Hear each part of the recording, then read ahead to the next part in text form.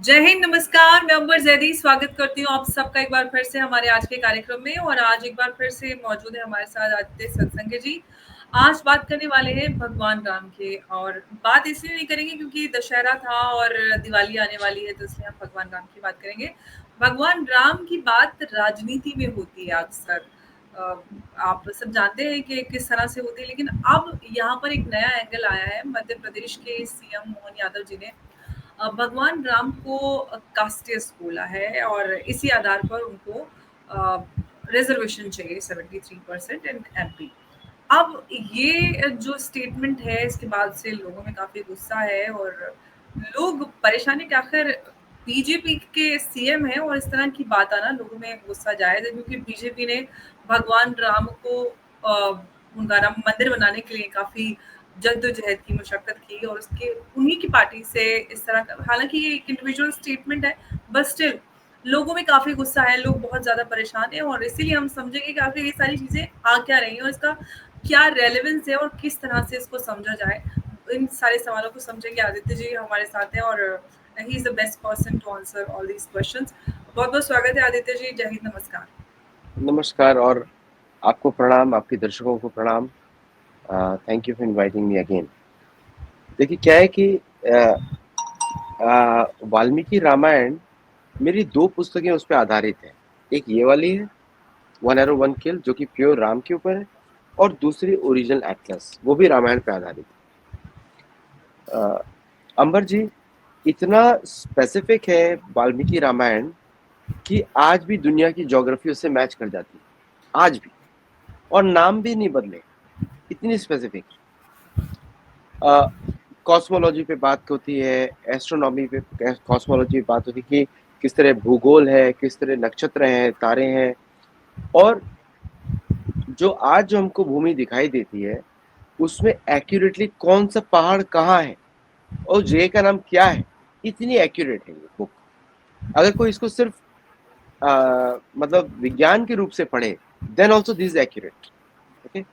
और दूसरा, भगवान राम हम और आपसे बहुत ऊपर है, मनुष्य नहीं है, अर्ध मनुष्य अर्ध विष्णु। हम और आपका कंपैरिजन उनसे नहीं हो सकता। भगवान राम ने, अब देखिए, और वो युग भी अलग है, त्रेता युग अलग है, वहां के नियम अलग, वहां पे मनुष्य की क्षमता अलग, वहां पे मनुष्य का बुद्धि अलग है, वहां पे हर चीज हमसे ज्यादा एडवांस्ड है। कलयुग में एडवांसमेंट कम होता है, इसलिए हमारी आयु भी घट जाती है। अब कोई मुझे पूछता है हम लोग ज्यादा एडवांस है, मैंने कहा हॉस्पिटल्स खुल रहे हैं कि नहीं खुल रहे हैं? ज्यादा संख्या में खुल रहे हैं, इसका मतलब ये है कि हम ज्यादा एडवांस नहीं, हम बीमार ज्यादा पड़ रहे हैं। अगर आप अपने ही आयु को देख लें, 100 वर्ष पहले ज्यादा लोग हेल्दी रहते थे, जी। अब और भी बीमारियां बढ़ चुकी हैं, और तो वैक्सीन के नाम पर तो और भी बीमारियां बढ़ने वाली है ना?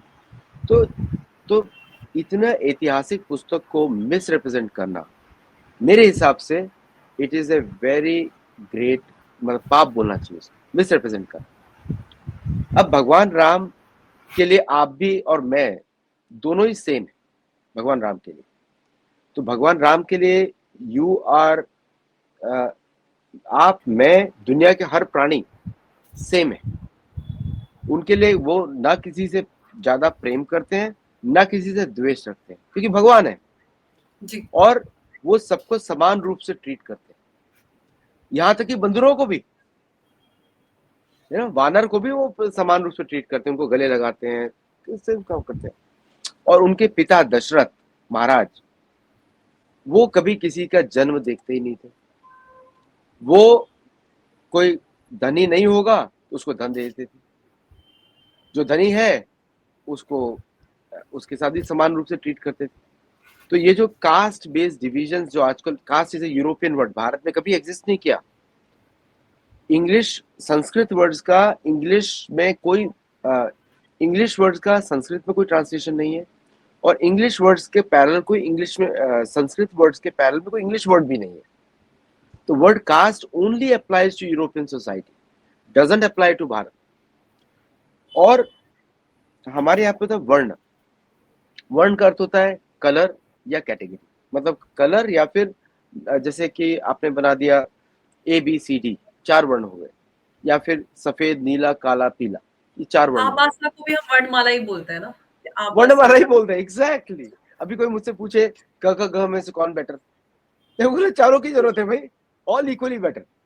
जी। एक बिजनेसमैन हो गया, एक ऑर्डिनरी एम्प्लॉय हो गए, जैसे एक सपोर्ट फंक्शन, जैसे कि डॉक्टर्स, इंजीनियर्स, वो सबको सपोर्ट करते हैं, समाज को सपोर्ट करते हैं, और उनका उनका वेतन या उनका दूसरे लोगों पे चलता है। एक आपका वॉरियर हो गया, क्योंकि उसकी जरूरत होती है समाज में। अगर पुलिस नहीं होगी या आर्मी नहीं होगी तो हम लोग कैसे सुरक्षित रहेंगे, दुनिया में खराब लोग भी हैं। और एक हो गए टीचर्स, हमारे ब्राह्मण हो गए, जो अपनी इंद्रियों को संयम करते हैं, उनका काम किसी उनके, तो इन सब के लिए अलग अलग जॉब फंक्शंस हैं, हम सभी लोग अलग अलग जगह होते हैं। भगवान राम इसके कर्ता है, क्रिएटर है इस सिस्टम का। अगर उन्होंने क्रिएट सिस्टम किया है और साथ में वो उसमें इन्वॉल्व भी नहीं है, हम और आपके कर्म ही हमारे जज होते हैं, कोई और जी। नहीं होता। Your hmm. Actions are determine your future, and what you are today has come from your past actions. ठीक है, जी। ये बड़ा सरल है फिलॉसफी। हम्म। इसको योग वशिष्ठ में देख सकते हैं, वशिष्ठ और राम का संवाद। तो इस ओके। तरह के जो स्टेटमेंट्स हैं, मैंने बैकग्राउंड इसलिए दिया आपको, इस हम्म। तरह के स्टेटमेंट्स दिखाते हैं घोर अज्ञान इन लोगों का। पहली जी। बात तो they don't know what they are talking, और साथ हम्म। में अपने पॉलिटिकल करियर के लिए, या फिर they are heavily influenced by the, जो हमारे भारत में तो बहुत प्रोपेगेंडा चलता ही रहता है मिशनरीज के द्वारा, बाकी लोगों के द्वारा, हम्म। और बाकी जो इस्लामिक कम्युनिटीज है उनके द्वारा प्रोपेगेंडा चलता ही रहता है। तो जी। ये these people are influenced by that, और ये मुझे ऐसा लगता है कहीं ना कहीं से कोई एक या तो अज्ञान है, हम्म। घोर अज्ञान है, इसके लिए तो इनको माफी मांगनी चाहिए, जी। या फिर अगर ये प्रोपेगेंडा के तहत ऐसा कर रहे हैं तो इनको पनिशमेंट देनी चाहिए, चाहे कोई भी हो, इनको प्रॉपर आदित्य पनिशमेंट देनी जी, चाहिए। यहाँ पे मैं आपसे एक सवाल ये करना चाहूंगी कि प्रभु राम को मर्यादा पुरुषोत्तम बोलते हैं। एक तो ये कि उनको क्यों बोलते हैं, और ये सारी चीजें मैं आपसे साथ में ऐड करूंगी, लेकिन अचानक से ये सारी चीजें आ कैसे गई कि आपको इस आधार पर, और ये क्या इसके पीछे का कोई रेलेवेंस या रेफरेंस है कि जिसके आधार पर इस तरह की बातें की जा रही हैं, और वो भी ऐसे समय में कि जब इस तरह के सेंटिमेंट्स लोगों को हर्ट कर सकते हैं, खासतौर से वैसे भी, मतलब चाहे दिवाली दशहरा ना हो तब भी अगर इस तरह का स्टेटमेंट आए तो ऑफ कोर्स लोगों को जरूर हर्ट करेगा। देखिए क्या है ना कि ये सब लोग, अभी मैं जनरलाइज नहीं कर रहा हूँ क्योंकि बहुत सारे अच्छे मित्रों को भी मैं जानता हूँ, ये जी। पार्टी का प्रॉब्लम नहीं है, ये प्रॉब्लम है इंडिविजुअल का। क्योंकि इस पे इंडिविजुअल का प्रॉब्लम है कि दिखाता है कि कितना अज्ञान वर्ष, कितने ज्यादा अज्ञान है इस व्यक्ति में। He is not at all knowledgeable, उसको उसने कभी शास्त्र पढ़े नहीं है, और ये दूसरों को कोट कर रहा है।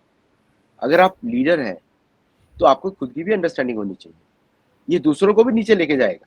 अब मैं देखना चाहता हूँ किसी से कोट किया है इसने, so then I will target them also, क्योंकि ये तो समाज को गुमराह करने वाली बातें हैं। और इसको आपने पॉलिटिकल, अब मतलब ये इतने मूर्खतापूर्वक कमेंट्स हैं कि इसको स्वयं को पॉलिटिकल नुकसान होगा, शायद इसको अपनी कुर्सी छोड़नी पड़े, that is for I am sure. Sure ऐसा ही होगा, क्योंकि बीजेपी के लिए तो भगवान राम ऐसे रहेंगे, मतलब उन्हीं के दम पर यहाँ तक आए हैं। कोर मुद्दा उनका राम मंदिर रहा है, और उनकी पार्टी के सीएम की तरफ से या किसी भी नेता की तरफ से इस तरह का बयान आए, मोहन यादव को तो मतलब बीजेपी ने निकाल के ये पद दिया, जबकि हम सब जानते हैं कि मध्य प्रदेश में मैं खुद चुनाव कैंपेनिंग में वहां पर गई थी, और किस तरह से बड़े सारे चेहरे थे जिन्होंने मेहनत की, लेकिन उनको दिया गया, चलिए जो भी समीकरण रही हो, लेकिन उसका कहीं ना कहीं कहते हैं, कहीं ना कहीं कुछ तारों का भी, कुछ सितारों का भी खेल हो सकता है कि बुद्धि भ्रष्ट हो जाए और इस तरह की बयानबाजी शुरू कर दी। कहते हैं ना, विनाश काले विपरीत बुद्धि। नहीं देखिए क्या है, विनाश काल विपरीत से किसी समय हो सकती है, लेकिन मंच पे बार बार बोला, सिर्फ यही नहीं बोला उन्होंने, उन्होंने और कुछ भी बोला।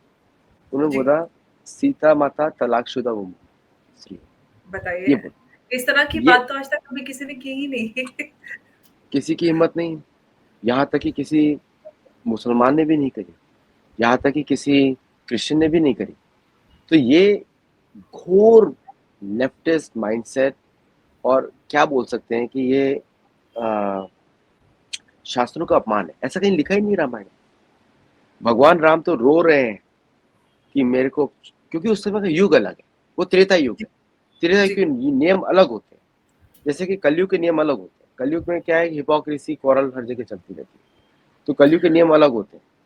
तो वैसे इसलिए मैं चाहती त्रेता थी कि अभी से आज से कुछ दशकों पहले ही चले जाएं, तो पहले कानून कुछ और थे, आज के समय में कुछ और है। समय के हिसाब से कुछ कुछ समय बाद ये अमेंडमेंट्स होते रहते हैं। और ये तो बहुत पुरानी कहानी है, मिलियंस ऑफ ईयर्स ओल्ड, अभी की कहानी नहीं है। ये हम्म। तो करोड़ों साल पुरानी कहानी, कम से कम 1.5 करोड़ साल पुरानी कहानी। तो इस इतिहास को, और वो जीवित रहेगी तब तक, जब तक पृथ्वी है तब तक रहेगी ये। तो जी। इसको मिसरिप्रेजेंट करना आज के समय में, ये हम्म। इस पे गवर्नमेंट को संज्ञान लेना चाहिए, ये मिसरिप्रेजेंटेशन। मैं वही आपसे पूछ रही थी आदित्य जी कि आखिर क्या और किस आधार पर ये इस तरह की बातें कर रहे हैं। मैं आपसे थोड़ा, कुछ तो कहीं होगा, या ऐसे ही कहीं से भी बेसर पैर की बातें कर रहे हैं। एक्चुअली इस व्यक्ति का अगर आप पुराना इतिहास देखें, इसके कमेंट्स देखें, ऐसे ही कमेंट्स है। बीजेपी जब इनको चीफ मिनिस्टर बना रही थी, उसने ये सब देखा नहीं कि इसके कमेंट्स लूज कमेंट शुरू से रहे, लेकिन इस बार जोश में आगे कुछ ज्यादा ही बोल गए, शायद राम ने बुलवा दिया। तो तो ये भी हो सकता है। और दूसरा, जो एग्जैक्ट उनके वर्ड्स हैं वही चर्च का प्रोपेगेंडा है, एग्जैक्ट वही प्रोपेगेंडा है कि तो क्या राम ये ने। चाहे कि बीजेपी के बड़े-बड़े नेताओं के अंदर इस तरह की चीज़ें, जैसे कि चाइना को लेकर खुलासा किया गया था कि नेताओं को, इन्फ्लुएंसर्स को, यूट्यूबर्स को इन्फ्लुएंस करने की कोशिश की जा रही है, तो अब बीजेपी के अंदर भी घुसपैठ हो चुकी है? लगता तो, मतलब अगर मैं जनरलाइज नहीं कर सकता, बट इन व्यक्ति के हिसाब से तो लगता ही कि इस तरह के बहुत सारे लोग होंगे। ये तो चीफ मिनिस्टर बोल गए जोश में कि मैं चीफ मिनिस्टर हूँ तो मैं कुछ भी बोल सकता हूँ। इन्होंने ये नहीं सोचा कि जिन लोगों ने आपको इलेक्ट किया है वही आपको गिरा भी सकते हैं, तो किसी ने सोचा नहीं इन्होंने। देखिए क्या है कि राम के ऊपर श्रद्धा, ये राम सिर्फ श्रद्धा का विषय नहीं है, राम एक ऐतिहासिक पुरुष है, वो बिल्कुल। तो है ही। तो हुँ। आपको श्रद्धा तो उस पर रखी जाएगी कि जो था नहीं। तो बिलीव, वो बोलते हैं ना, if you know you don't have to believe, if you believe you don't have to know, है ना। तो जी। तो ये जो एक्चुअल मुद्दा है, मुझे ऐसा लगता है कि ये वर्ड्स जिनके एग्जैक्ट चर्च वाले हैं। और मैं हुँ। थोड़ा सा क्लैरिफिकेशन करूं जी। कि भगवान राम ने सीता को कभी छोड़ा ही नहीं, बाय द वे। वो हमेशा उनसे प्रेम में रहे। उस समय समाज के नियम इस प्रकार के थे कि त्रेता युग में कि राजा के ऊपर किसी प्रकार का कोई भी आक्षेप नहीं होना चाहिए, वो स्पॉट फ्री रह रहे थे, इसलिए मर्यादा पुरुषोत्तम है ना, स्पॉट फ्री। उन्होंने सीता को छोड़ने के बाद कोई दूसरी शादी भी नहीं करी। उनके पिता की तो 300 से ज्यादा शादियां थी, दशरथ महाराज की 300 से ज्यादा, 5 उनकी मुख्य पत्नियां थी, वाल्मीकि रामायण में लिखा हुआ है। तो ये तो उनके पिता का है सिस्टम, तो सिस्टम था मल्टीपल मैरिज का। इन्होंने एक अपनी पत्नी के लिए दुनिया छान मारी, फिर रावण को मार भी दी, और कोई दूसरी शादी भी नहीं करी। वो हमेशा उनके ही याद में रहे, जबकि उस समय का समाज के नियम इस प्रकार से थे कि कोई आक्षेप लगाता राजा पे तो उसको एक उदाहरण स्थापित करना पड़ता है। उन्होंने स्थापित किया और उस आश्रम में रखा, वाल्मीकि ऋषि के साथ रखा, और उसकी पूरी सेनाओं की सुरक्षा दी उसको। उनको राजसी पूरे जो फैसिलिटीज होती है थी उनकी मिली हुई थी। और जी। राम के छोटे भाई शत्रुघ्न उसकी गार्ड करते थे। हुँ। तो अपने छोटे भाई को वहां पे लगाया, जिन्होंने मथुरा बनाई, मथुरा शत्रुघ्न ने बनाई। जी। तो तो इसको ऐसे मिसरिप्रेजेंट करना, उनको तलाकशुदा बुलाना, क्योंकि आज का समय तो नहीं है। हमारे समाज, हिंदू समाज, सनातन धर्म समाज में तलाक होता ही नहीं है। तलाक itself is an Arabic word. तो जी। हमारे यहाँ तो होता ही नहीं है। हमारे यहाँ तो त्याग बोलते हैं, त्याग दिया। त्याग भी नहीं दिया। अभी त्याग तो तब होता है ना जब आपने फीलिंग्स हटा दी। हुँ। वो तो उनकी याद में बैठे रहते थे। तो वो it was a love in separation you can say. लेकिन और सीता मैया को उन्होंने बुलाया, और अभी लक्ष्मण को जब उन्होंने बोला कि वहां पे छोड़ कर आओ, लक्ष्मण जी रोते रोते गए, बोले आज के बाद से मैं तुम्हारा छोटा भाई नहीं बनूंगा कभी, मैं बड़ा भाई बन के आऊंगा, है ना। तो बलराम जी बन के आए, उनके बड़े भाई। तो what I am saying is कि ये अज्ञानता पूर्वक इन्होंने इस तरह के कमेंट्स बोले हैं, और एक्चुअली बहुत ठेस पे चाहिए सभी इन लोगों को। इसके लिए आज हम लोग भी ठेस करें। और मैं तो पूरी रामायण को मैं ध्यान से पढ़ता हूँ, और जितना पढ़ता हूँ उतना ही लगता है मैं नहीं पढ़ा, जितना पढ़ता हूँ जी। उतना लगता है नहीं पढ़ा। तो ये बिल्कुल इनके कथन असत्य हैं, और जो शब्द इन्होंने यूज किए हैं उसका कोई रेलेवेंस नहीं है शास्त्रों में। और जिससे इन्होंने सुना है तो भगवान उसका मालिक है, लेकिन सरकार को तो दंड देना चाहिए मेरे हिसाब से। बिल्कुल आदित्य जी, क्या आपको लगता है कि इस तरह के इंसिडेंट से कहीं न कहीं सरकार को ये संज्ञान लेना चाहिए कि जो freedom of speech and expression है, उसको रीडिफाइन किया जाए? दायरा देखिए तय किया हमको जाए, एटलीस्ट उसका दायरा तय किया जाए। देखिए जो फ्रीडम ऑफ स्पीच को प्रोटेक्ट करने वाले हैं वो ऐसी बातें कर रहे हैं, जिन इनको तो प्रोटेक्ट करना चाहिए फ्रीडम ऑफ स्पीच, अब वही ऐसा गलत एग्जाम्पल सेटअप कर रहे हैं, तो हुँ, सबसे पहले नियम तो इनके ऊपर लगने चाहिए कि तुमने क्या क्यों मिसयूज किया फ्रीडम ऑफ स्पीच, पहली बात तो। दूसरा क्या है कि देखिए फ्रीडम ऑफ स्पीच जो है ये अ, किसी भी लॉ में एग्जिस्ट ही नहीं करती, किसी भी दुनिया में एग्जिस्ट नहीं करती, क्योंकि फ्रीडम ऑफ स्पीच के नाम पे आप बकवास नहीं बोल सकते। तो रिस्पॉन्सिबल कमेंट्स देने पड़ेंगे, आपको रेफरेंसेबल कमेंट्स देने पड़ेंगे, और आपको वही बोलना पड़ेगा जो किसी को उत्तेजित ना करे। जैसे गीता में बोलते हैं अनुद्वेग करम वाक्यम सत्यम प्रियतम च, ऐसे शब्द बोलिए जो किसी को एजिटेट ना करे, अनुद्वेग ना करे, सत्य बोलिए, प्रिय बोलिए, दूसरे के हित की बात करिए। ये 4 नियम के अनुसार गीता में बोला जाता है, वानमयम तपोच्चित, है ना। तो बेसिक ये धर्म के बेसिक एटिकेट्स हैं कि किसी को उत्तेजित ना करें, प्रिय शब्द बोलें, हित के शब्द बोलें, दूसरे के फायदे के लिए बोलें। ये तो बेसिक एटिकेट्स है। अब इसमें क्या, ये पहले तो एजिटेट कर रहे हैं सबको, सत्य भी नहीं बोल रहे, दूसरे के हित में भी नहीं बोल रहे, ये भी नहीं बोल रहे कि कोई बेनिफिट है किसी और को, तो ये सारे नियमों का उल्लंघन कर रहे हैं।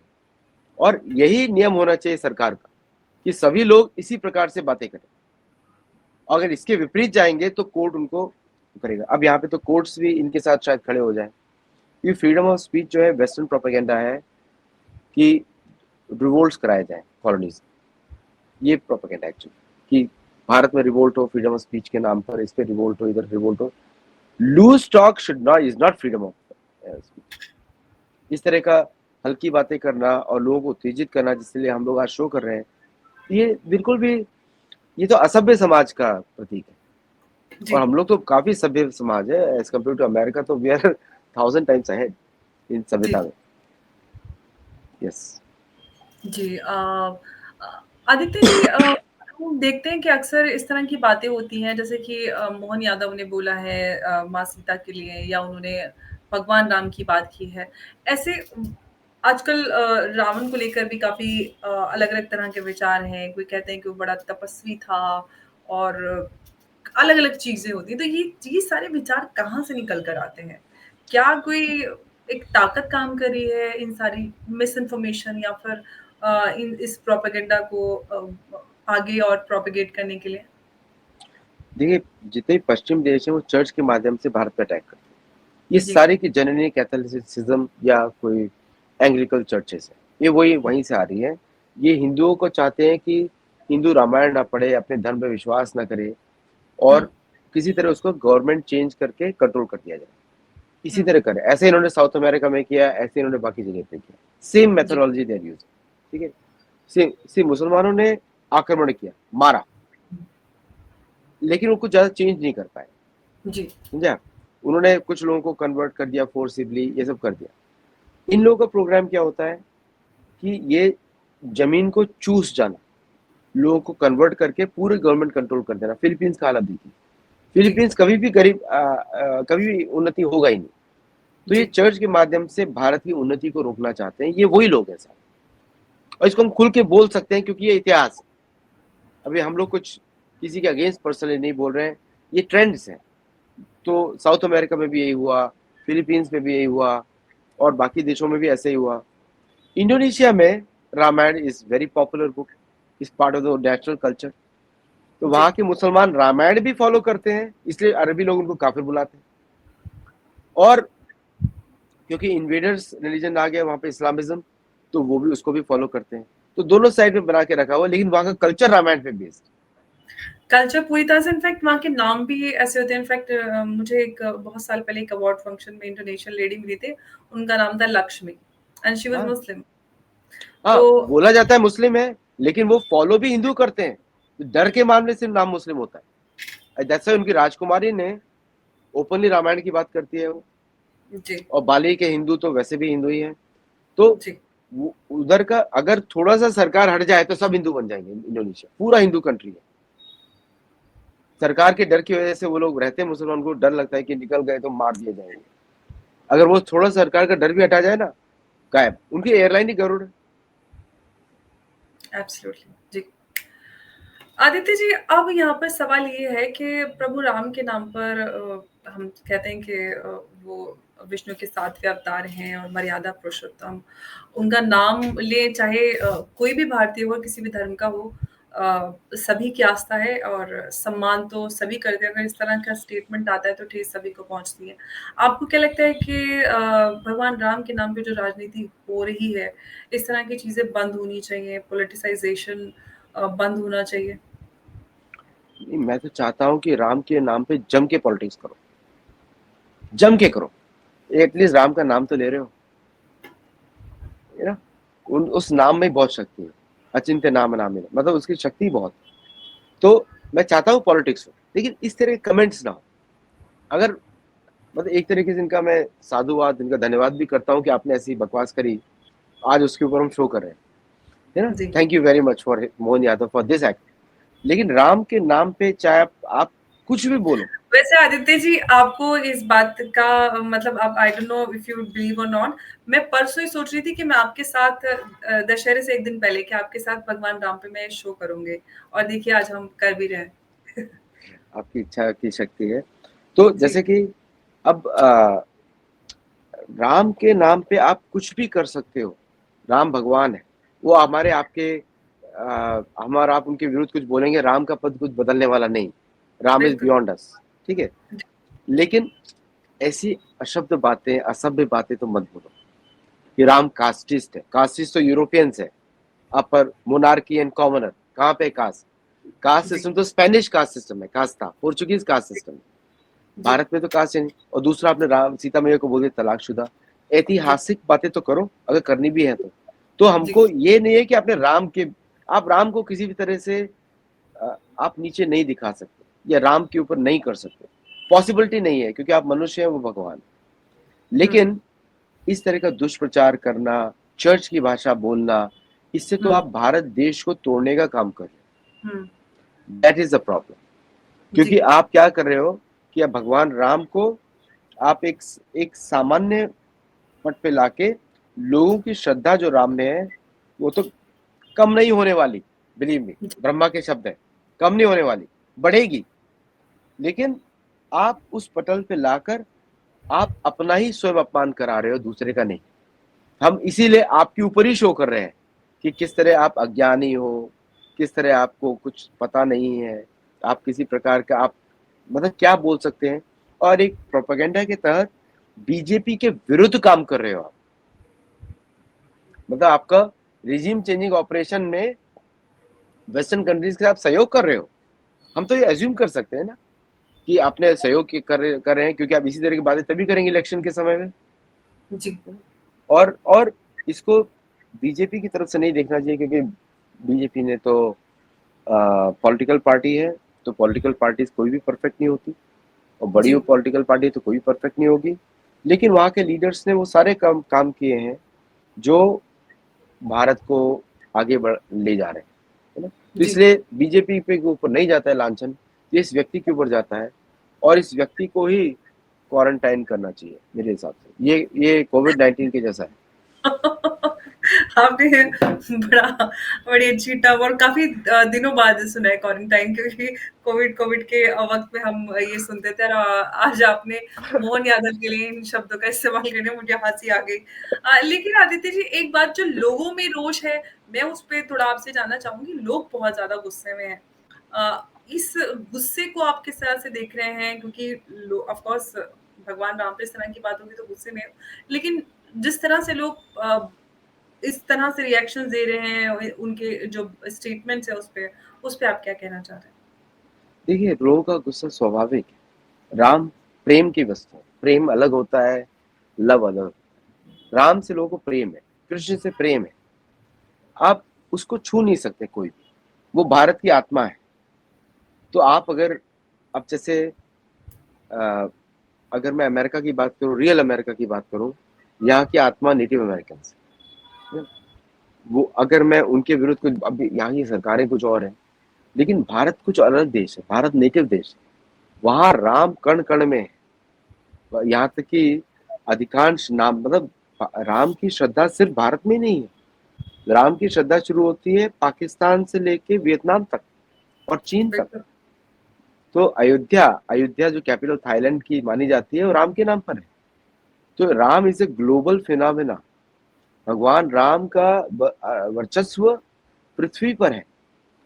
तो और मैं आपको बता दूं कि at least 2 billion people, whether they are from, मतलब अमेरिकन हिंदूज को भी मैं जानता हूँ और हिंदू बाकी जगह भी जानता हूँ, सबको रोष है। क्योंकि आपने जो असत्यपूर्ण बातें करी हैं वो शास्त्र में है ही नहीं। राम का चरित्र तो, राम को तो विभीषण को गले लगाने, कोई भी व्यक्ति राम के पास जाता है कि मैं आपकी शरण में आया हूं, उसको अपने गले लगा लेंगे। वो कैरेक्टर है उनका, आपको संरक्षण देंगे, सुरक्षा देंगे। और वही कोई भी कैरेक्टर व्यक्ति हमारे पृथ्वी पे, देश का भी है, वो पूरी तरह से हमारे देश का कैरेक्टर भी उसी तरह का है जैसे भगवान राम के अपने कैरेक्टर को परिभाषित कर रहे हैं। वो सत्यवादी हैं, कम बात करते हैं, मधुर बात करते हैं और शक्तिशाली बहुत हैं। उन्होंने दिखाया रावण को किस तरह वो युद्ध करते हैं। वो 14,000 राक्षसों को 48 मिनट में मार डालते हैं। तो तो ऐसे श्री राम के ऊपर जो हमेशा बाहें खोल के रखे हुए हैं, मेरे गले लगा लो बस। कौन उनसे वैर करेगा, मुझे समझ में नहीं आता। कौन उन सीता मैया के बारे में ऐसा बोलेगा जो उनकी पत्नी है? कौन बोलेगा? क्यों? तो इससे सीता मैया तो स्वयं भूमि से आई है। आप तो भूमि के ऊपर चलते हो। आप तो ऐसा तो है नहीं कि हवा में लटक रहे हो, कहीं पे लटके तो नहीं हो। तो कहाँ कौन उनसे वैर करेगा, मुझे समझ में नहीं आता। कौन व्यक्ति उनसे वैर कर सकता है जो हमेशा सिर्फ आपको देने के लिए बैठा, लेने के लिए नहीं आपसे बैठा। ना उसको आपसे पैसा चाहिए, ना उनको आपसे कुछ चाहिए। वो आते हैं, सिर्फ देते हैं। अब ऐसे व्यक्ति के विरुद्ध आप ऐसी बातें करोगे तो मतलब आपका भाग्य तो बहुत ही फूटा हुआ है। यू आर और सबसे अनफॉर्चुनेट बड़ी पर्सन। मजेदार बात ये है कि 73% आरक्षण मांग रहे हैं किन लोगों के लिए जो खुद प्रभु राम के उपासक हैं, उनकी पूजा करते हैं, उन्हीं के अगेंस्ट जाके। एक्चुअली क्या है कि आरक्षण वगैरह छोड़ दी, इसीलिए तो बोल रहा हूँ कि इनके ऊपर इनका इन्वेस्टिगेशन होना चाहिए कि कौन से चर्च से कनेक्टेड है, इनका कब कन्वर्जन हुआ और किस तरह ये बीजेपी के विरुद्ध या भारत के विरुद्ध काम करना शुरू कर दे। राम तो भारत की आत्मा है, उनके विरुद्ध आप काम करोगे तो आप स्वयं ही मूर्ख हो। जो व्यक्ति सिर्फ देने के लिए बैठा हुआ है, आप उसके विरुद्ध कैसे काम कर सकते हो? तो ये तो इसलिए जो लोगों का आक्रोश है बिल्कुल सही है। आक्रोश हम लोगों को भी है, लेकिन हम व्यक्त उसको अच्छे शब्दों में कर रहे हैं। बट हर व्यक्ति को ऐसी अभिव्यक्ति नहीं होती। तो जो भी आक्रोश सड़क पर दिख रहा है, मेरे हिसाब से तो ठीक करना चाहिए लोगों को। क्योंकि आप श्री राम के विरुद्ध इस तरह की बातें करेंगे जो चर्च प्रोपेगेंडा में चलती है, तो फिर आप में और बाकी लोगों में, कांग्रेस में क्या फर्क होता है? जी। तो इनके कहीं प्रति ना आक्रोश इसलिए भी है कि ये स्वयं बीजेपी से है। अब बीजेपी का व्यक्ति ऐसे बात कर रहा है तो कहीं इलेक्शन के एग्जैक्टली। समय में, तो इसे पॉलिटिकल मोटिव ऑल्सो।